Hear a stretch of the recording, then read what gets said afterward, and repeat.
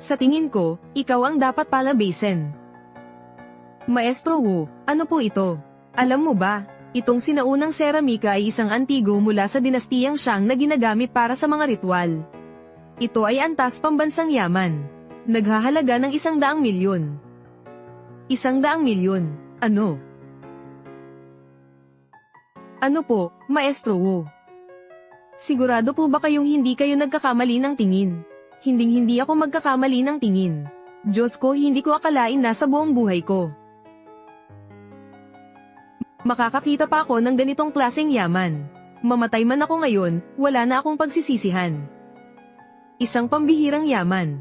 Ito'y isang pambansang yaman. Pambansang yaman. Itong banga na panghakot ng dumi pambansang yaman pala. Matagal ko nang sinabing totoo to, kayo lang ang hindi naniniwala. Pamilyang Lin, maaari niyo bang sabihin sa akin kung sino ang may-ari ng pambansang yamang ito? Pakiusap, dalhin niyo ako para makilala siya. Kahit lumuhad pa ako sa harapan ninyo, gagawin ko. Ganito po iyon. Ngayon po ang aking ika-6 na po na kaarawan. Ito pong regalo sa akin ng boyfriend ng anak kong babae. Ano?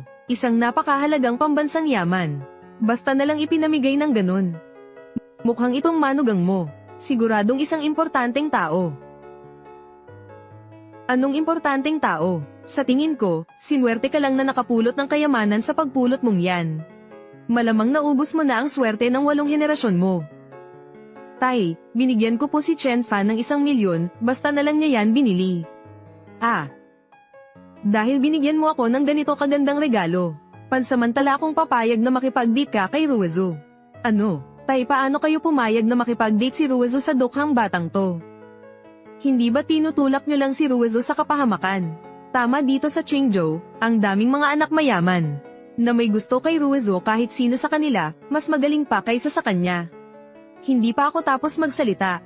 Pansamantala lang akong pumayag na mag-date kayo ni Ruizu. Pero bibigyan ko lang kayo ng 1 buwan. Sa loob ng 1 buwan, kung makukuha mo ang pagtanggap ko, kikilalanin kita bilang manugang ng pamilyang Lin. Kung hindi, wala kang pag-asa. Sige. Isang salita, kasunduan. Siya nga pala, nabalitaan nyo ba? Ang Dragon King, ang hari ng mga mercenaryo ng Gulf Country, nakabalik na sa bansa. Nandito mismo siya ngayon sa ating Qingzhou. Ang pinuno ng bansa ay maghahanda ng Tenglong Banquet para sa kanya, 1 buwan mula ngayon. May ganoong pangyayari pala. Maestro Wu, sa ganyang kataas na antas ng piging, nakakuha na po ba kayo ng imbitasyon? Ay, hindi pa. Ngayon, lahat ng malalaking pamilya sa Qingzhou ay nag-uunahan para sa mga imbitasyon. Narinig ko raw, itong Dragon King, wala pang 30 anyos.